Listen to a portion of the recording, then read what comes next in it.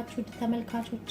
እኔ እግዚአብሔር ይመስገን በጣም ደህና ነኝ። ዛሬ ይዤላችሁ የቀረብኩት ፈጣን የሆነ ቅልል ያለ ጤናማ የሰላጣ አሰራርና በጦስኝና በሌሎች ቅመሞች የተቀመመ ዶሮ ከድንችና ከካሮት ጋር እንዴት አድርጌ እንደሰራሁት የሚያሳይ ቪዲዮ ነው። እንደምትወዱት ተስፋ አደርጋለሁ። አብራችሁኝ ቆዩ። እዚህ ጋር በደንብ የታጠበ አጥንት የሌለው የዶሮ ስጋ አለኝ። እዚህ ጋር ደግሞ 3 የሾርባ ማንኪያ የወይራ ዘይት፣ 1 የሾርባ ማንኪያ ፓፕሪካ፣ 1 የሾርባ ማንኪያ የነጭ ሽንኩርት ዱቄት፣ 2 የሻይ ማንኪያ ጦስኝ፣ 1 የሻይ ማንኪያ ቁንዶ በርበሬ፣ 1 ከግማሽ የሻይ ማንኪያ ጨው እና 1 የሻይ ማንኪያ የድንብላል ዱቄት አለኝ ኮሪያንደር። እሺ ቅመሞቹን አንድ ላይ ደባልቃቸዋለሁ።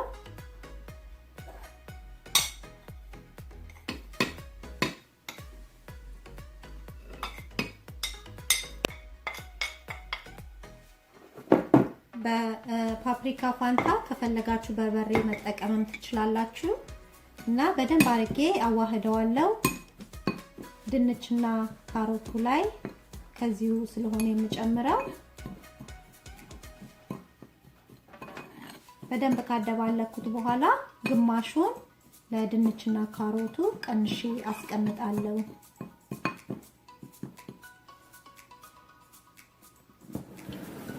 እሺ አሁን ግማሹን እዚህ ላይ አደርገዋለሁ።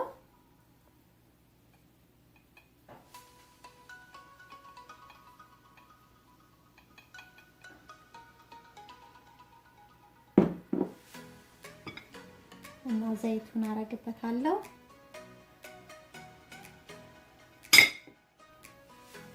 እሺ በደንብ አድርጌ አደባልቀዋለሁ። በደንብ አሻዋለሁ ዶሮውን። ከዛ ለአንድ ሰዓት የሚሆን ወይም ደግሞ ከዛ በላይ በደንብ ቅመሙ ውስጡ እንዲገባ አስቀምጠዋለሁ ከማብሰሌ በፊት።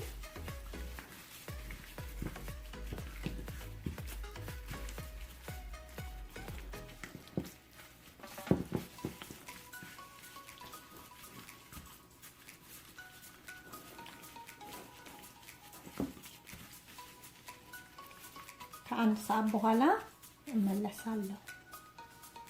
እሺ እዚህ ጋር 2 ካሮት እና 2 ድንች ተለቅ አድርጌ የከተፍኩት አለ እና የቀነስኩትን ቅመም ጨምረዋለሁ እና 2 የሾርባ ማንኪያ የሚሆን ዘይት ጨምርና በደንብ አድርጌ አደባልቀዋለሁ።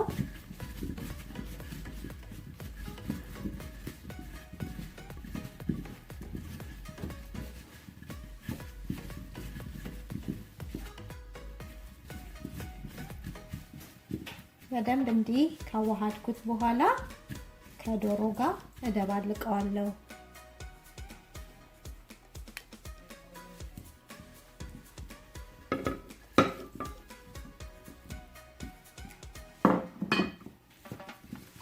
እና ኦቨኑን በ400 ዲግሪ አሙቀዋለሁ።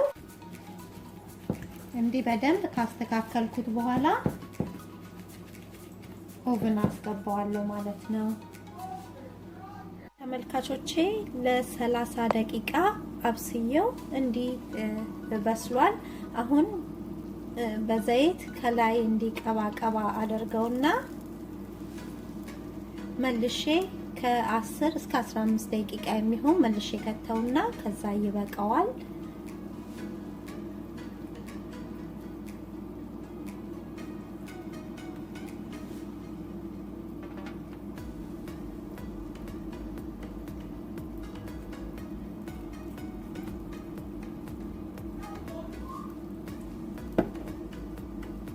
አሁን መልሼ ለ10 ወይም 15 ደቂቃ የሚሆን አበስለውና ከዛ እንገናኛለን።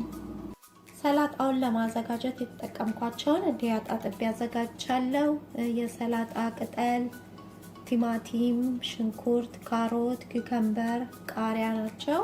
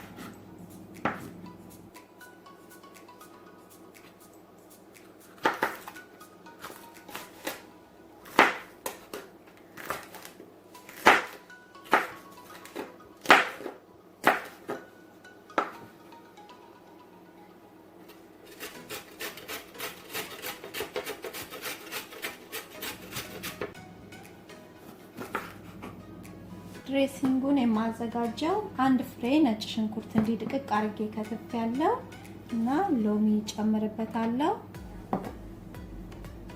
የወይራ ዘይት፣ ጨውና ቁንዶ በርበሬ ነው የማደርገው። ያው ሌላ ምን ፈልገው ቅመም ካለ መጨመር እንችላለን። እኔ ይሄን ብቻ ነው የምጠቀመው እና ያው መጠኑንም በምንሰራው በሰላጣችን መጠን መጨመር መቀነስ እንችላለን።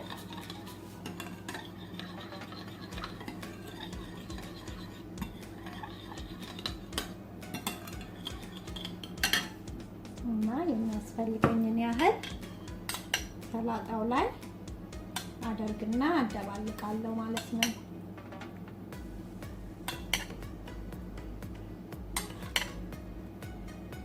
እና ከዚህ ውስጥ መጠቀም የማትፈልጉትንም መቀነስ ትችላላችሁ፣ መጨመር የምትፈልጉትንም መጨመር ትችላላችሁ ማለት ነው። ያው እንደ ተመጋቢው ፍላጎት ስለሆነ በደንብ አደባልቀውና ያው ለገበታ ማቅረብ ነው ማለት ነው።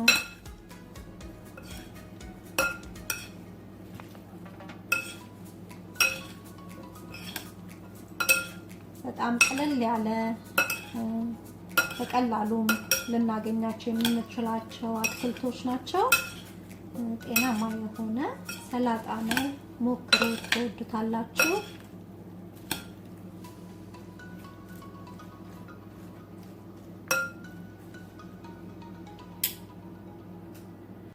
ዶሮውም በስሎ አውጥቼዋለሁ።